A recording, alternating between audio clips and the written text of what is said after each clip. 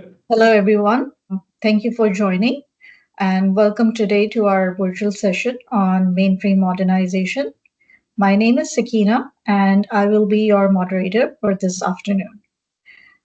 Before we dive in, I want to cover a few housekeeping items. This is being recorded and we will be sharing the recording after the session.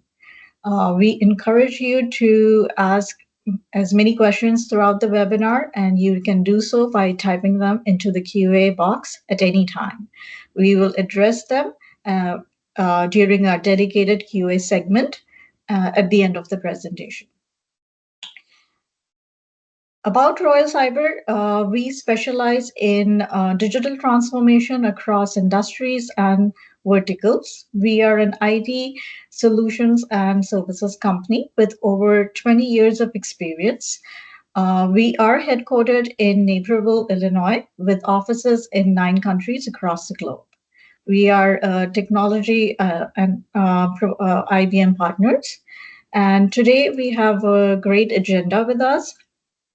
We will be talking about mainframe evolution and modernization, the importance, and the team and our great esteemed speakers will be sharing some modernization approaches, SCM migration solution and demo, followed by DevOps, Watson Code, Z Assistant, and then we have a dedicated session for QA and demos.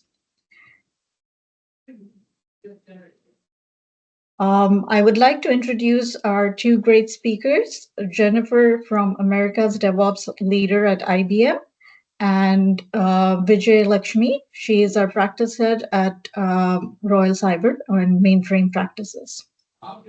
I will now pass it to Jennifer to further take us to the evolution of mainframe modernization. Thank you. Can everybody hear me and can you see my screen? Yes, we can see it. Fantastic.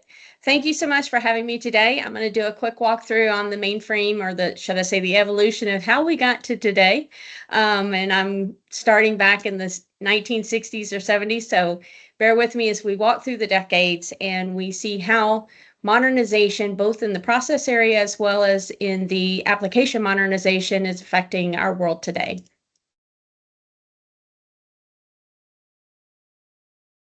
So if we look at any system that's out there today, whether it be your banking system, anything to do with credit cards and the like, at some point, whatever kind of transaction and activity that we're doing likely is touching the mainframe. And that reason why is that we're seeing, and reported by Reuters, is that 230 billion lines of code sit out there running our core systems today.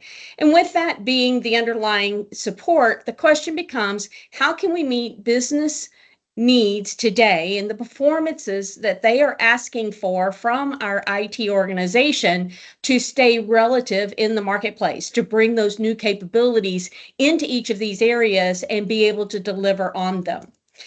As organizations are looking to do that, I go back, we're seeing that because of the market trend and what organizations, or should I say the market pressures have put on organizations, that 91% of organizations are planning to increase the spending on technologies. And it's namely to keep up with what's happening in the marketplace. The other element is, how do we move into faster delivery of change? For every day that we're behind our competitions in the marketplace cost us time that we used to see back 20 years ago with loyalty points and people staying fixed and waiting through the storms with organizations. That's kind of changed with current technologies. What we're seeing is organizations, or should I say user bases, as they work with organizations, if it's not meeting their expectations, it doesn't have the features and capabilities they want, they're looking to see what else is on the market. So every organization is out there looking at faster ways to stay relative with their consumers and users of their systems, and to be able to be that premier solution that they seek.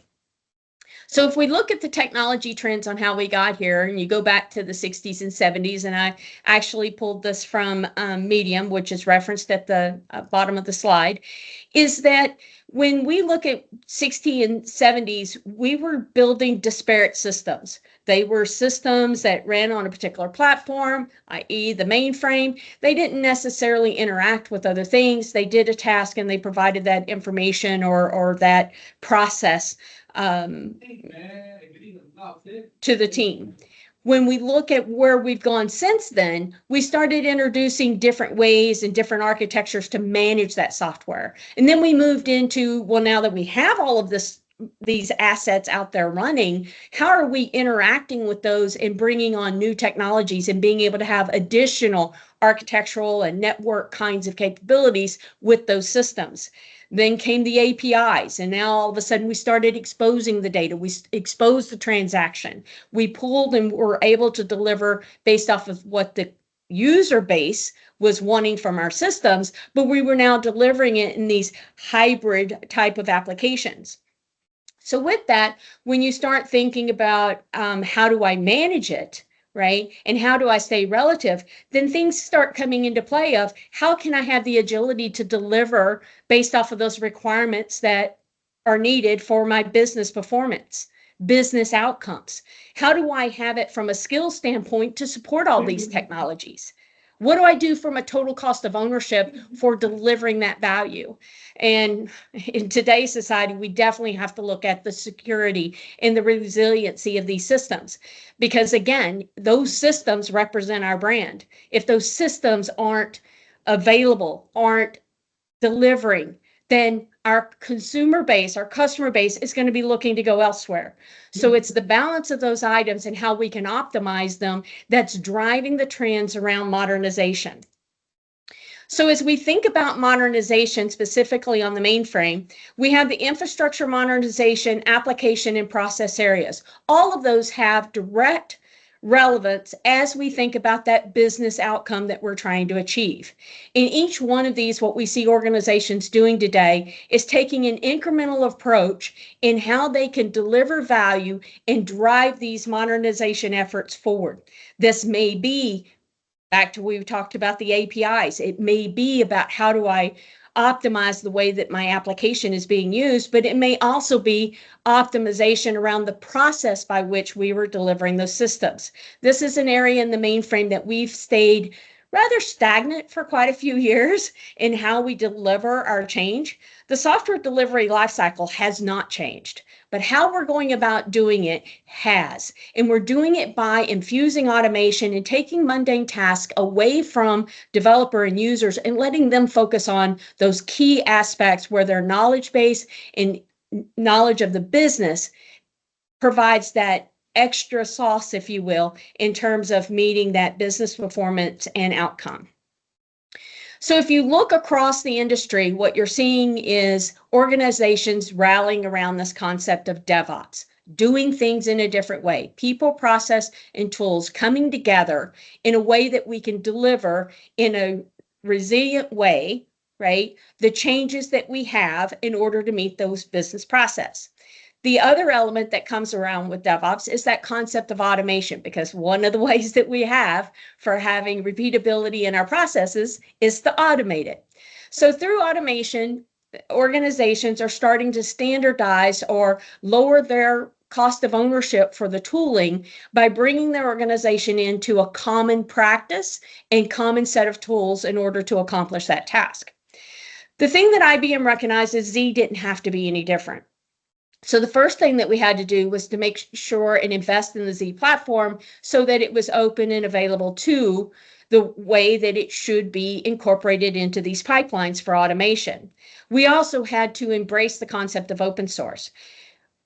Open source was one of the ways that organizations were lowering their cost of ownership. So for Z, if we're wanting to be part of that enterprise, what we wanted to do was make sure that open source was available to the mainframe, as well as being embraced in the way that we approached our pipelines and sets of automation.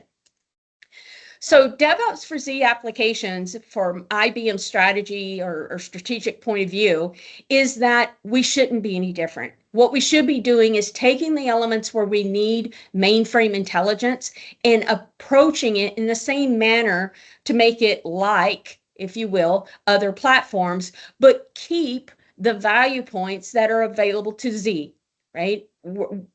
We want those ilities that come along with our Z applications. We want them to be secure. We want to leverage automation, though. We also want to leverage the open source tooling in order to lower our cost. We also want to be able to take advantage of the skill sets that are there for other platforms that could be relative to what we're doing on Z. So the way IBM has approached this is that we are bringing our offerings, if you will, to complement what you have as an enterprise CI/CD automation pipeline, and we're bringing that knowledge of the mainframe into this space. So when you think about it in that context, I like to always step back a moment and think about the overall architecture, beginning with the end in mind. All of these elements, whether we're talking GitOps from an infrastructure modernization standpoint, or we're talking about what we're doing for enterprise CI/CD pipelines, it begins with the concept of or leveraging Git workflows. The idea that we can have agility and we can make the workflows work according to our processes.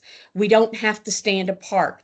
We also simplify the coordination of change, whether it be coordinating an infrastructure change and an application change, or an application change for my mainframe application, my backend transaction, and that of the web interface, right? We want to simplify the way that we bring things together, and we provide the audibility across the full life cycle to support that of that business performance improvement. Why do we make the change? Ultimately, so that the business can realize that change and benefit from it, to meet what the expectations are for quick delivery. And with that comes this concept of beginning with the end in mind, end-to-end ability to coordinate change and delivery of change regardless of our systems. The next element that comes into play is the concept of what about the content itself? We had this monolith that we had back in the 1970s, and it's done nothing besides grow. And in fact, in some organizations, I would say, we modify it when needed in order to meet the business needs, but we're afraid to change the architecture. We're afraid to componentize things because we don't have confidence in our understanding of the applications to make those changes. We need to remedy that. And generative AI is one of the places where IBM sees a lot of capability to help developers to approach and attack the complexity of their systems today. In the industry, you're seeing that they expect 30% reduction in time to complete coding tasks by 2028 based off of what we're doing in AI and helping the developer with knowledge base on their changes. The other element is 80% of the product development lifecycle will use some form of generative AI or AI by 2025, and you're already seeing those things happen. As IBM has looked at this from a pipeline standpoint that you see represented in the bubbles, your standard SDLC, but we're approaching it in an automated way in order to bring that process modernization to the forefront. We're complementing it by bringing in or infusing machine learning, AI, and generative AI in our offerings around application modernization that help you with the understanding, the refactoring, transforming languages, validation of the transformation, snippet creation, all of those wonderful things to accelerate with confidence how I take what I currently have and reduce the complexity, move it into newer architectures that are easier to maintain and manage, and that today's generation of developers can relate to. The other elements that you're seeing AI and machine learning and such come into play is things around testing. What can we do in order to make sure that we're addressing things like coverage and path analysis and the like? And you're going to see an explosion of activity in this area that continues to add capability, leveraging AI to infuse and accelerate that element of application modernization. So we have the acceleration of how to deliver from a process standpoint, and then the acceleration of how do I actually create the content that needs to be delivered as part of our efforts to meet the business needs. IBM has accelerators to help organizations kickstart their migration. We have reference architectures. We have migration builders if they need to be moving to Git.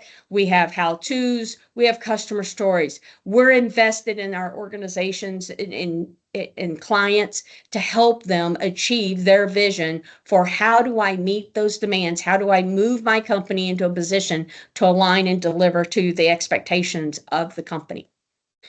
Customer success stories, we see anything from developer productivity going up by 25% to reducing issues with release management by 60%. Every organization is approaching it by where they have and can achieve the most return on investment. That's where they're attacking and then building out from there. This is an incremental approach to modernization. It's not an easy button. It's not,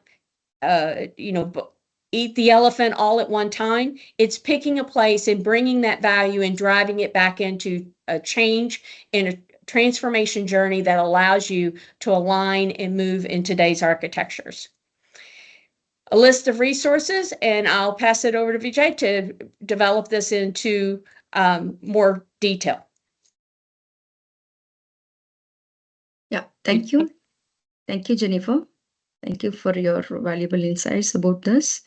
And yeah, good afternoon, everybody. And so let me just continue with whatever the modernization we are talking about from Jennifer. I like to just start with what exactly our mainframe customer is facing the challenges today, and how and what are the factors is going to be demanding in your mainframe modernization journey, right?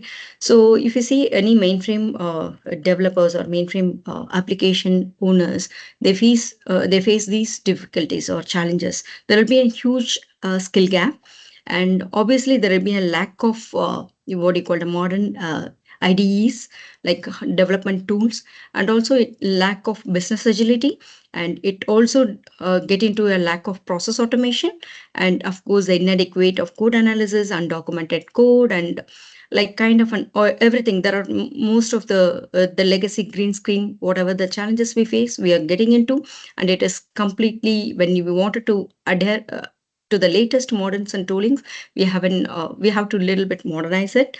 And so that's where it demands in the recent past, most of the customers are getting into a modernization journey. So we have different modernization options. Application modernization, we are going to focus more. When you say application modernization, so your application modernization, when you wanted to modernize, which anyways demands your infrastructure modernization, which again facilitates your process modernizations in place. So it's quite obvious, like modernization or migrating your entire application, which is running over 2 to 3 decades into mainframe, moving out is not going to be an easy task, right? As Jennifer proposed, that hybrid cloud approach, which IBM has a reference architecture model with which we can able to support our customers on this modernization journey. Probably you will have various questions in your mind. How do I start my migration process, or how do I do that feasibility study, and what could be the modernization approach maybe fitting for my organization? What kind of a benefit I will achieve out of it? How much of the timeline I need to spend it, and what could be the impediments or risk I may need to face, and how do I mitigate? So all these questions obviously will come in mind, because we are going to touch upon the application which is residing on almost 30-40 years of our banking and insurance and right healthcare applications of our customers' data. So it's quite obvious that we are addressing all these queries which is coming out from our customers standpoint, and we are addressing those, and we are supporting them for for their modernization journey. So which means that we have already successfully completed or addressing all these factors. We can easily help our customers on this modernization.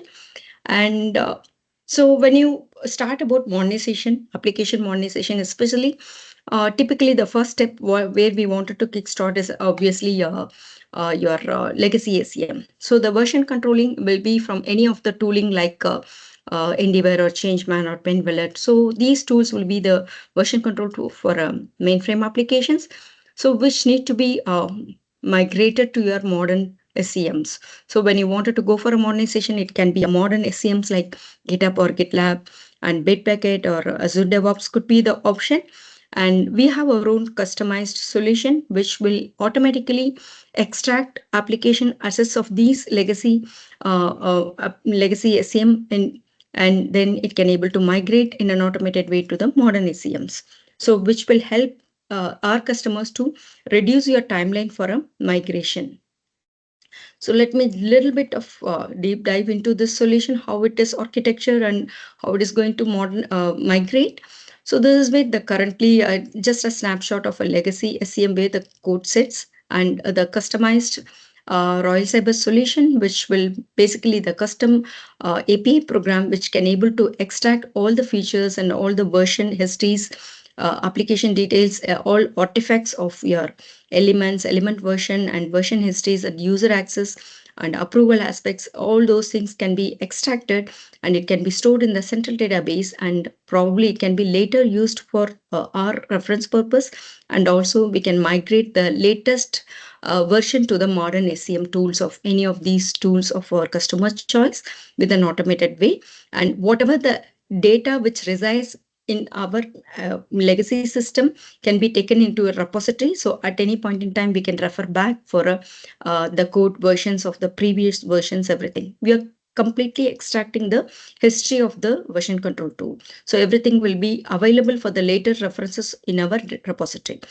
And so once you migrate to a modern SCM, it able to facilitate your modern CI/CD adoption with the other tools in place. Probably we'll just have a quick demo on our SCM, how it is going to build.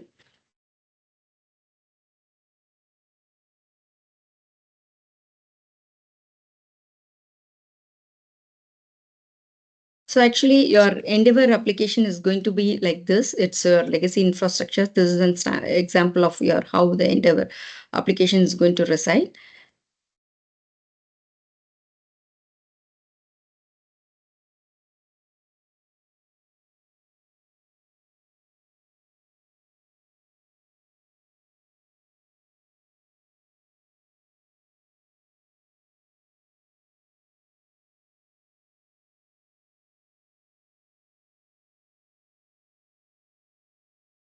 So this is how your legacy infrastructure will look like. Applications have been version controlled in this SCM tools with all the various versions and the levels and who is the user, what is the commit and etc.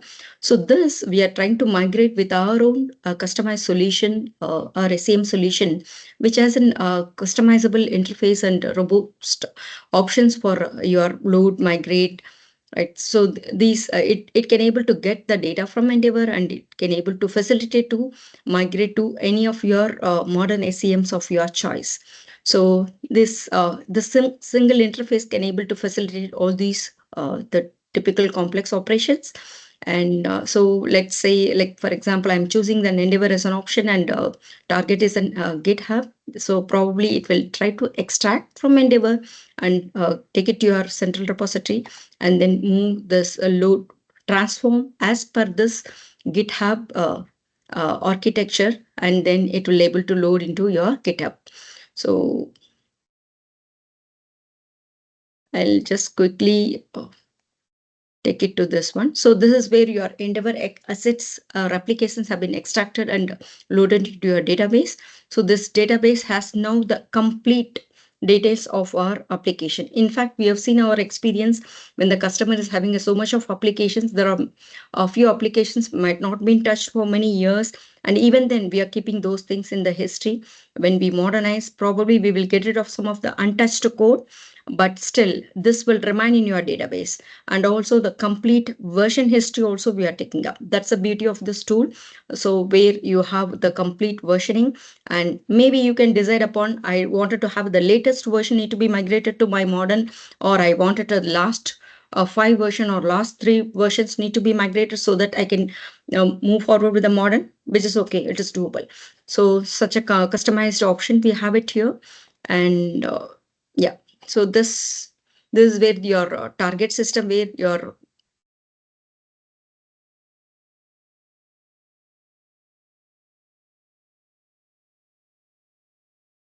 when I say migrate, like it is going to take your create the server, the clone of your the repository, and it will start migrate and create the folder structure in your target infrastructure, and it will pull you all the application with whatever the commit command you're going to provide, so it can able to take it to your target infrastructure.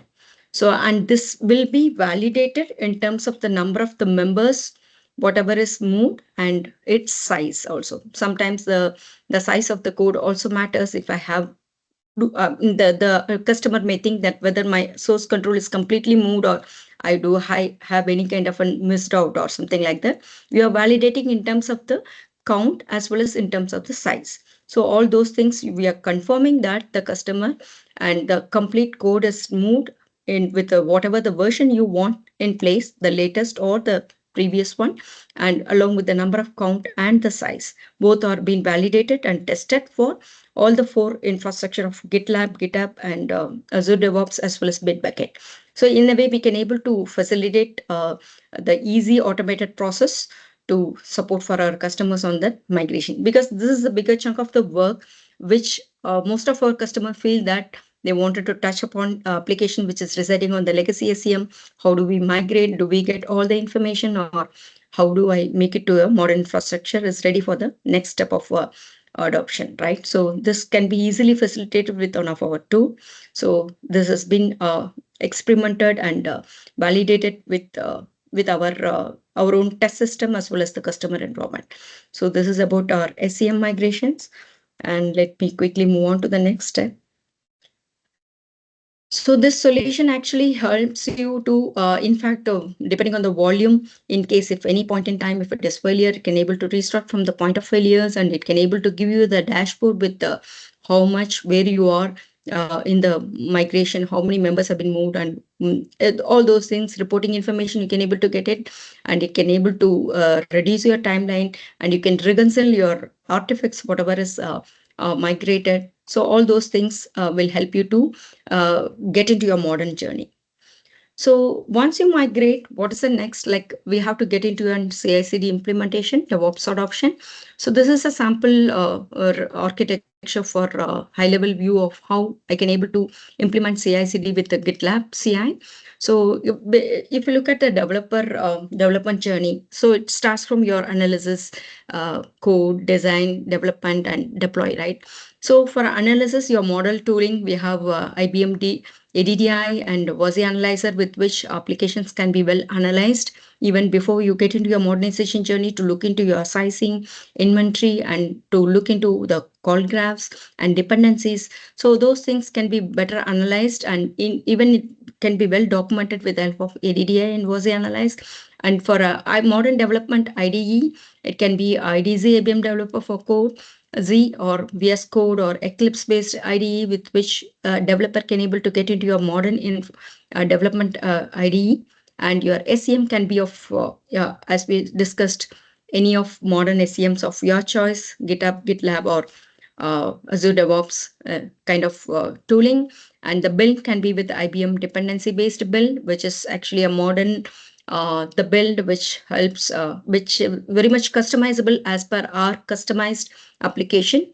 So the mostly it's a kind of a groovy scripting which we can easily customize and come out with our own build scripts. And your packaging can be done with UCD or DevOps deploy, and your deployment can be either DevOps deploy or OZ deploy. So depending on the customer choice, we can able to set it up and enable this CI/CD enablement. So when you look into CI/CD, it's depending on the organization, right? So they can leverage the existing the orchestration, whatever they have. Probably accordingly, we can facilitate with any of these choices, GitLab or Jenkins or GitHub and Azure DevOps. All these options we have demonstrated to implement a CI/CD pipeline infra architecture.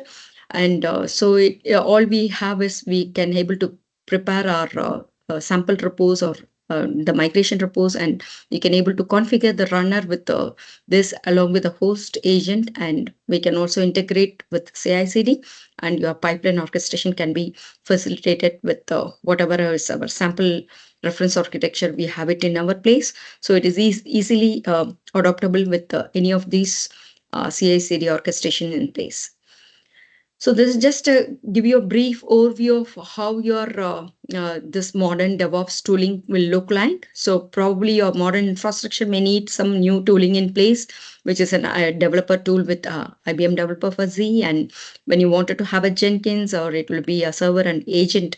Of course, Jenkins server is going to run on either of Windows or Linux, and your agent will be running on your Z operating system. Your agent can able to connect with your host system, and so your pipeline can be triggered from there.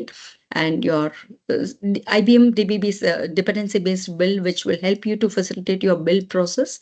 And the connectivity with Git or GitHub with the zGit, which is from, of course, Rocket Software, which need to be enabled in your mainframe with which runs on your Unix system services environment.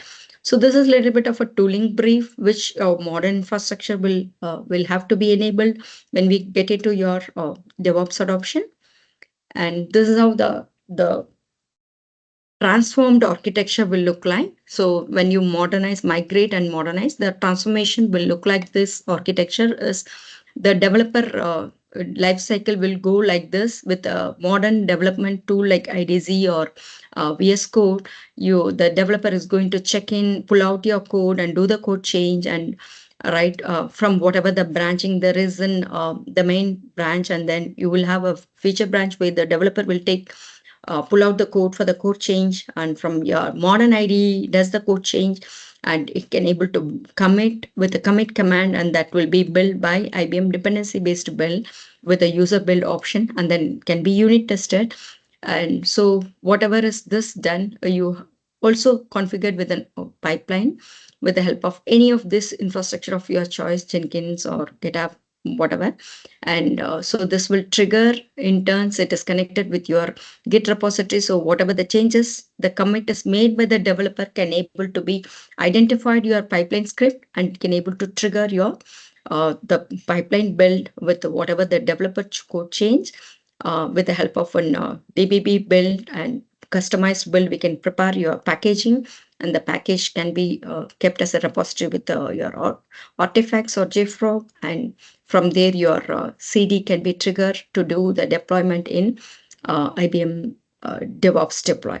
So this is how the transformed environment will look like with a complete the developer workflow and the release and deploy phases of your complete application development lifecycle. So in a way, this will we can able to demonstrate a complete flow of application lifecycle right from the code change to the development with all these modern tooling in place. I like to quickly go through the demo, probably.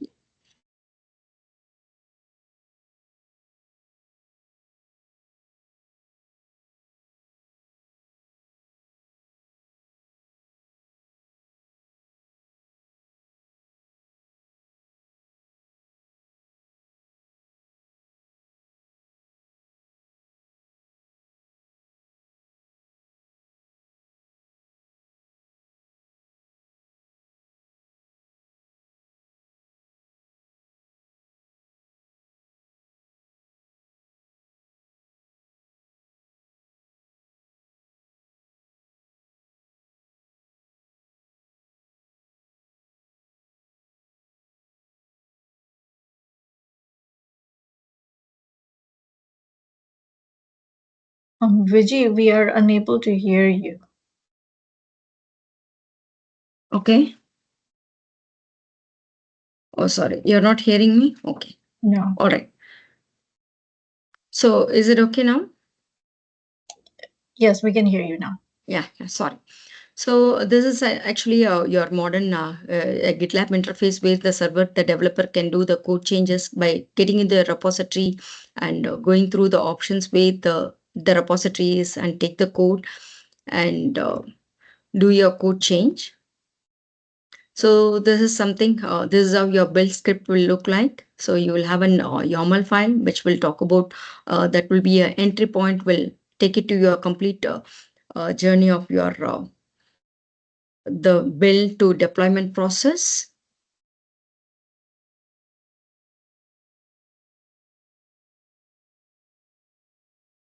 So I'm just taking one of the repository as sample program. So let me say, for example, I have this code, that just a simple code where I'm trying to go through the code change.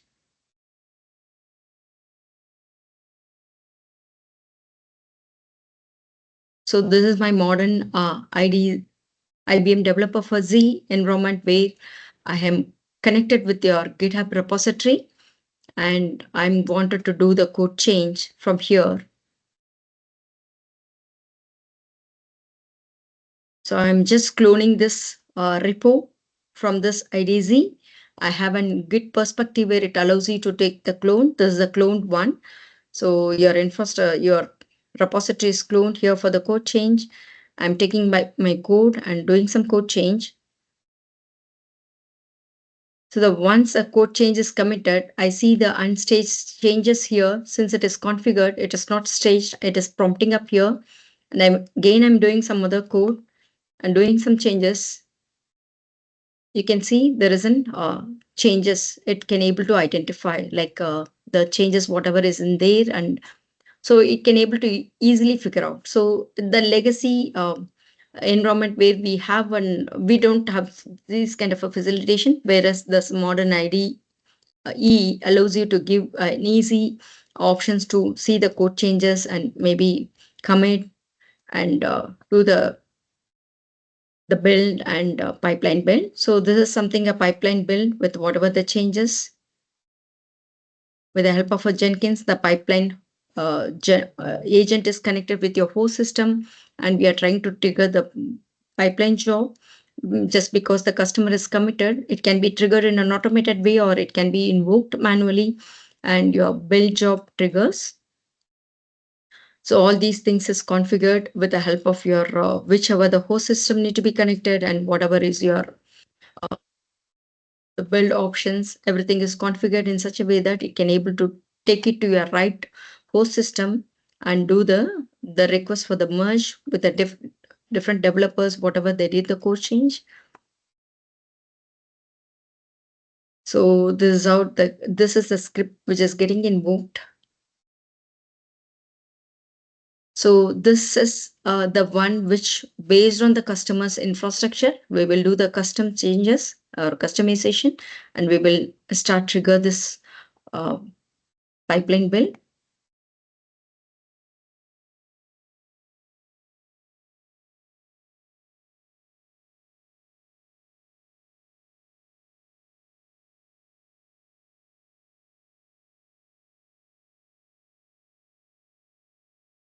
So when you say build, the based on whatever the definitions we have customized, it is going to trigger up your build script, and you can see the pipeline build how it flows.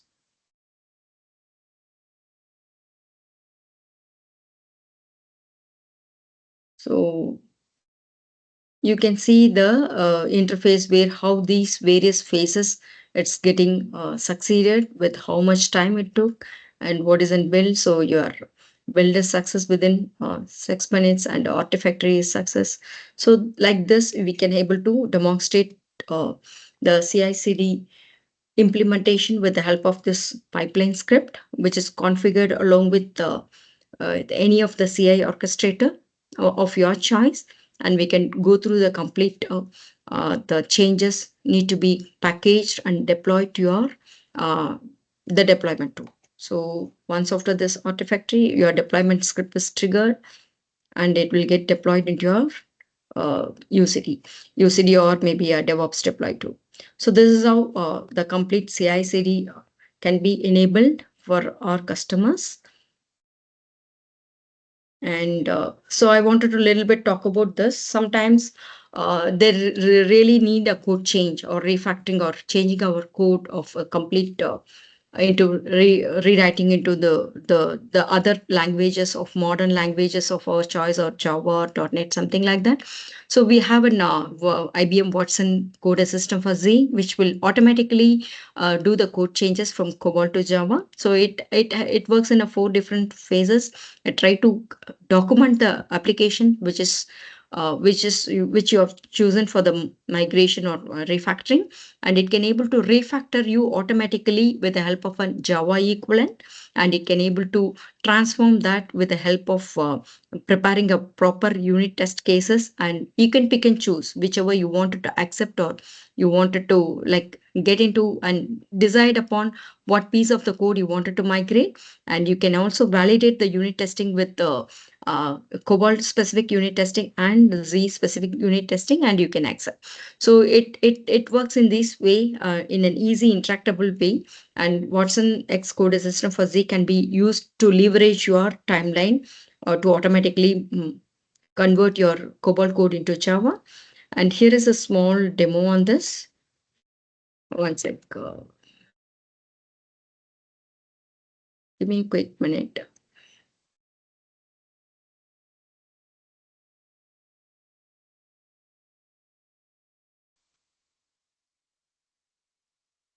Yeah.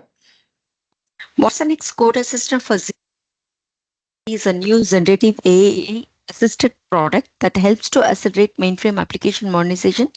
It enables enterprise agility and increases the developer productivity throughout the application development lifecycle. So this works in a 4 different phases. First of all, this tool helps you to understand the program, what it does in terms of a documentation. And with the help of the call graph, we can able to understand the dependencies and try to select the piece of the code, refactor it along with its dependencies to keep it into a separate the code and try to transform that into Java equivalent. And the after transform, the generated code can be validated with the help of the test cases and then confirm that and you can accept the generated code. So in a way, it helps you to increase the developer productivity. So let us quickly get into the what's the next demo. So now we are into VS Code Editor window where we have opened up application called this and which we are going to demonstrate with the code assistant for Z. So let me say, for example, here is the piece of the code which we like to understand what it does and automatically refactor and transform. So select the piece of the code and try to understand your detailed explanation. What's the next code assistant for Z? Get the detailed explanation of it, and it tries to open up another tab and gives you the explanation of this code. And you also have an option to add this as in comments, and it becomes a documentation for your code. So this, in a way, this gives you the complete understanding and documentation. We like to refactor this. So your refactor assisted with the help of this one, you choose this one.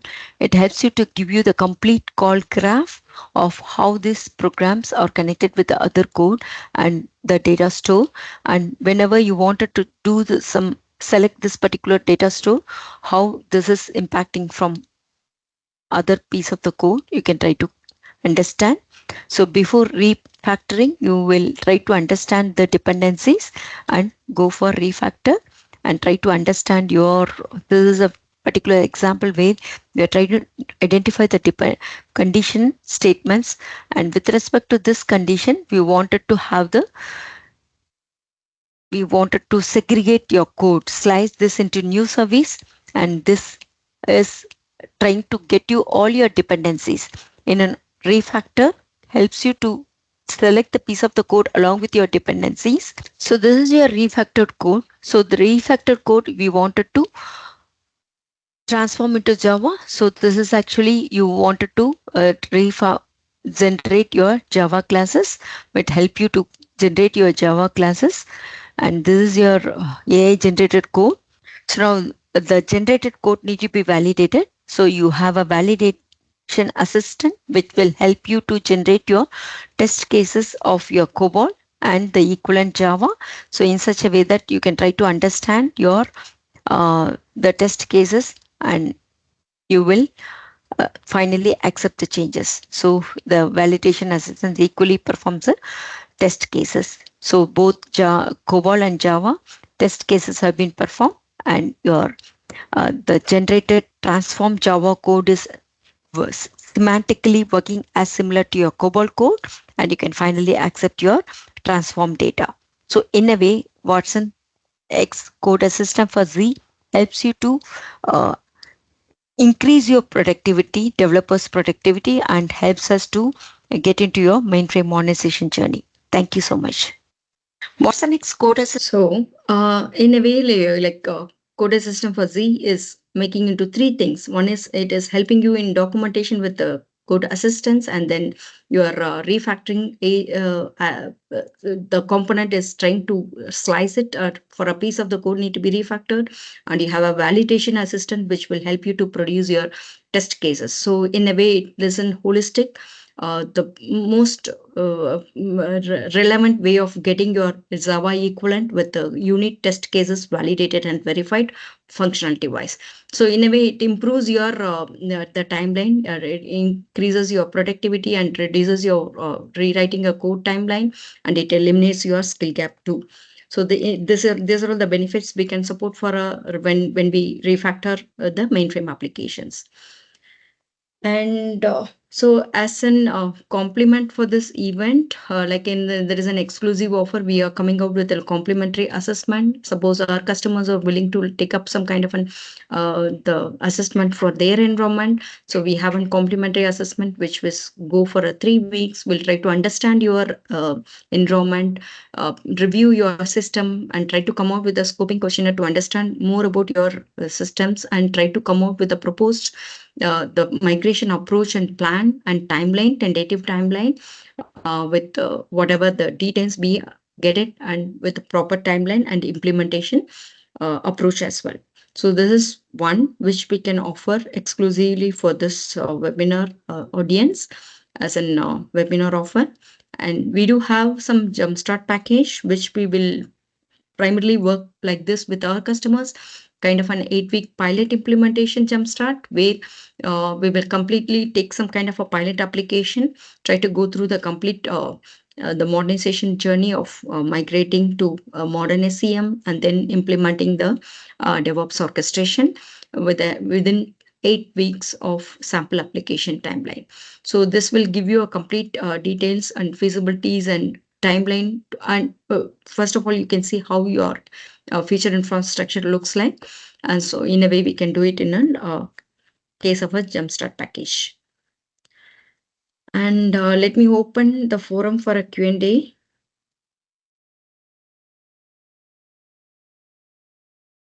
Thank you, Vijay and Jennifer, for a great session and a lot of insightful information on mainframe modernization. We do have a few questions from our team and the people that have joined on the call. We have unmuted everyone, so please feel free to address your questions, and our presenters will take them accordingly.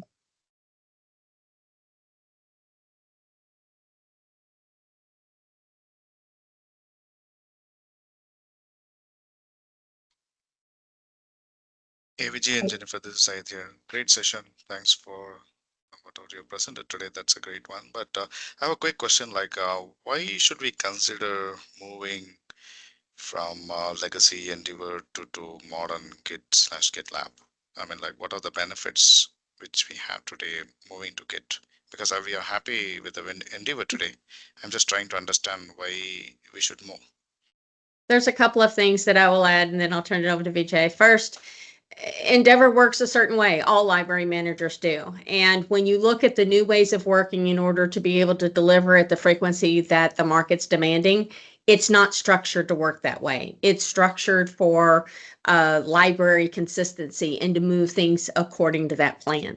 Secondly, if we remain working in a library management way, then we're working differently than every other piece that's being delivered as part of that feature set to meet that business outcome. So that's two reasons.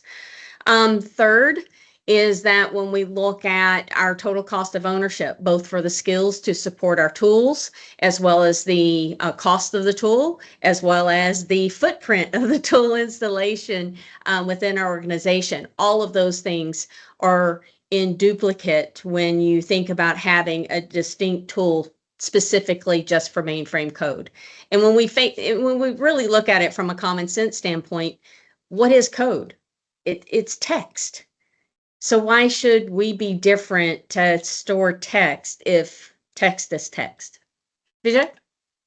Yeah, to adding up this, that's organization-wide standardization we can bring in, because any enterprise organization will have your distributed and mainframe applications together. And currently, the mainframe applications are working in a different way, whereas team is working in a different way with a different tooling in place for their complete life cycle management, right? So now bringing in this modernization will help both of the team together. They will have a standard process set with a standard tooling in place. They don't want to have a separate mainframe tooling and distributed tooling. They can have Git or GitLab, one for both distributed and mainframe together. And whatever the architecture, CI/CD orchestration they are following, they can also try to adopt with a different repository structure in place. And the process and tooling and the complete enterprise level standardization can be achieved with this. Great. And my next question is like, we have watsonx for Z. If I have my own LLM, or like if I have to go with Microsoft or like, Amazon or Google LLM, can I use that enterprise-wise, including Z? Because today we have OpenAI from Microsoft as a Copilot, which we are using for non-Z, and I don't want to bring in Watson and complicate things. Can I use Microsoft Copilot globally? Whatever watsonx is doing, can Microsoft Copilot can do the same? I mean, will Z be adaptable or like compatible to other not non like other non-Microsoft, sorry, non-IBM LLM? Sorry, I'm getting confused. You are on mute, Jennifer. Yeah, I run into a couple of things on that topic. First is, let's think about the type of work we're doing. Most of the stuff like your copilots and the like, they're focused around greenfield development, building out new content. When we think about what we're doing on the mainframe, in most cases, we've been maintaining applications for quite some time. It's a question of how do I take my existing content and understand it? So we've got two different focuses of what we're doing with the content in question that we're working with. The second piece that is clearly the differentiator between the two is who understands COBOL. We understand COBOL, and our model's been built around that. The whole essence behind what we're doing with Granite Model is making sure that those languages are supported as first-class citizens, not just, oh yes, it's a readable language, so let me generate something according to, I'll call it the old Joe Ball, right? I can take the line of code and I can convert it to something, or I can explain it based off of its structure, but putting it in context is not something you can do unless you understand the nature of the language, the history of the language, and those are things that IBM has excelled at. Got it. Okay.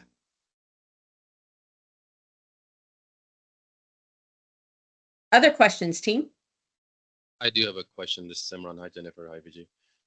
So we're obviously starting to realize the value of watsonx.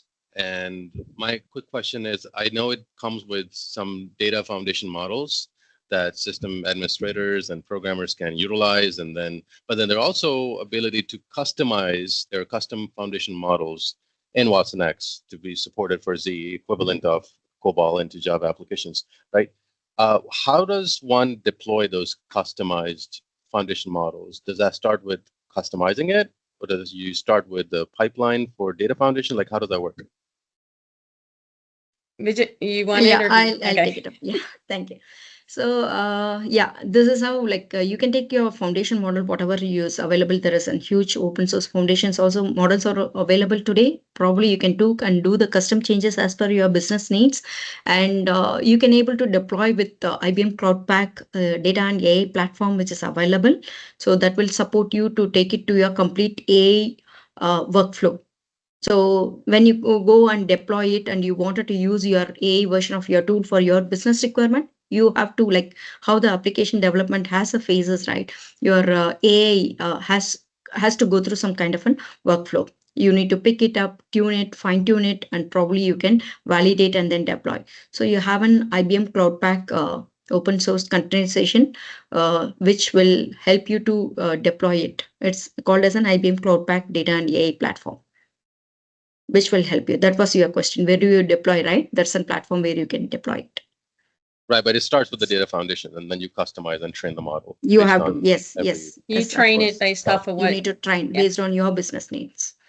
That's the Got it. biggest That answers chunk my of work, question. actually. You need to, yeah, fine tune it with a proper Awesome. data based on your business need. One Cool. last question from Thanks. my end. Promise I will not Yeah. ask more questions. So is this to Jennifer? So Jennifer, I mean, like modernization is like an ocean, especially when it comes to Z. So does IBM has any program to identify the right modernization approach, or what is the priority when it comes to modernization for customers? And majority of the customers are pretty same, right? When it comes to mainframes, everybody has some legacy SCM, everybody has legacy processes. So how do you, I mean, like advise customers when it comes to prioritizing things from the modernization perspective? This is a I very high level yeah. question. So I like to work with the organization to understand what, let's rank and identify what our priorities are for the organization. I think that there are some that are almost a de facto standard, such as if I'm moving into automation, I need some of those foundation pieces in order to complement and extend what the distributed teams or other teams in the organization are doing and that of the mainframe. But the other element is, where do I get the biggest bang? It comes back to your value mapping. How am I sitting within my organization and what's causing the issues with me being able to meet the business demands from a delivery standpoint? If that has to do with no one understands the application, then we need to start with understanding the application and getting it documented so that we're more confident in the changes that we're driving forward. But let's use the two that we've talked about the most here, pipelines and Watson Code Assist for Z. If I focus on driving content and I'm re-architecting and re-engineering what my architectures are and transforming through refactoring, then I've put a lot of boxes there and built up a lot of content, but I have no way to deliver at the same speed at which I'm creating. So there is a complementary view between your infrastructure modernization, your process modernization, and your app modernization.